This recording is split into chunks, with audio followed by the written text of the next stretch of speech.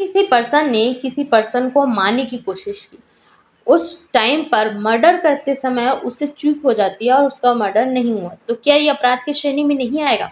इसी के अंतर्गत आया एक ऐसा ही केस जिसमें एस.के. खाजा वर्सेस स्टेट ऑफ महाराष्ट्र, जिसमें जजमेंट लिया गया सुप्रीम कोर्ट के द्वारा। सेक्शन आईपीसी के सेक्शन 307 के अंतर्गत सुप्रीम कोर्ट ने लिया कुछ इंपॉर्टेंट जजमेंट।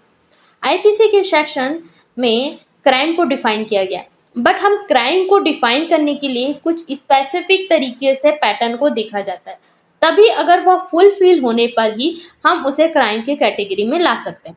आईपीसी के सेक्शन में जब किसी भी पर्सन द्वारा क्राइम किया जाता है तो सबसे पहले देखा जाता है कि उनकी इंटेंशन होनी चाहिए, प्लानिंग होनी चाहिए और अटेम्प्ट मतलब क्रिया होनी चाहिए। अगर ये तीनों चीजें हैं तो वह क्राइम की कैटेगरी में आएगा। आईपीसी के सेक्शन 302 में पनिशमेंट बताया गया है मर्डर के अंतर्गत। आईपीसी के सेक्शन 307 के अंतर्गत अटेम्प्ट टू मर्डर बताया गया।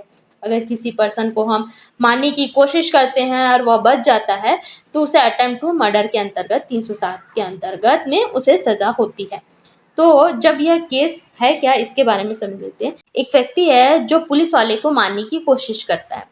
उस टाइम पर वह प्लानिंग बनाता है, प्रॉपर तरीके से प्लानिंग बनाता है और एक खुलता होता है बहुत ज्यादा धार पुलिस वाले के ऊपर कि अब यह वस्तु उस पर लग जाए और मैं मारूं और वो खत्म एक ही बार में पुलिस। अब वो मारता तो है बट पुलिस वालों को ये सारी चीजें पता चल जाती है कि अब मुझे मारने आ रहा है, तो वो अपने बचाव में झुक जाता है। झुकता है तो वह जो वस्तु है उसके कंधे में लग जाती है। कंधे में लगने से वह तो बच जाता है, मरने से तो बच जाता है, बट उसके कंधे में कुछ चोट आ जाती है। अटेम्प्ट टू मर्डर के अंतर्गत उस पर केस लगाया गया और उसके बाद आरोपी ने अपील लगाई सुप्रीम कोर्ट में आईपीसी के सेक्शन 307 को लेकर कि जो अटेम्प्ट टू मर्डर मुझ पर लगाया गया है वो अपराध मुझ पर अप्लाई नहीं होगा। केस को आप देख सकते हो और मर्डर को देख सकते हो।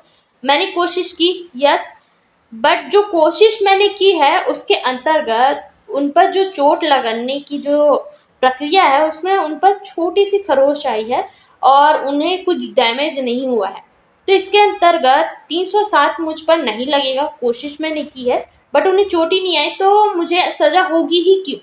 इसके अंतर्गत सुप्रीम कोर्ट में यह केस को लगाया गया, अपील लगाया गया। तो कोर्ट का क्या कहना था इसे समझ लो। सुप्रीम कोर्ट ने बताया कि चलो ठीक है, अगर आपका कहना है कि आपका जो चोट है, जो आपने मारा और चोट लगा कंधे पर और कंधे पर लग गया, ठीक है, अब कंधे पर लगा है वो चोट छोटी हो या बड़ी, आईपीसी के सेक्शन 307 के अंतर्गत कहीं भी नहीं लिखा हुआ है कि अगर कोई भी पर्सन अटेम्प्ट करता है और चोट लगता है वो छोटी चोट होगा तो वो अपराध की श्रेणी में नहीं आएगा।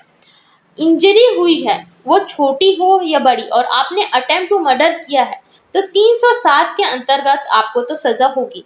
अगर किसी भी पर्सन को अगर आप मारने की कोशिश करें और इंजरी छोटी होने पर उसके अपराध की जो पनिशमेंट है वो कम हो जाएगी। अगर ठीक है वह बचाव की कोशिश नहीं करता तो आज तो वह पुलिस वाला नहीं रहता ना। अगर आपकी चोट उनके लक के कारण उन्हें कम लग गई है तो इसका मतलब ये नहीं कि आपको सजा कम दी जाएगी। आपने अपराध उतना ही किया, बचाव उन्होंने अपना खुद का किया।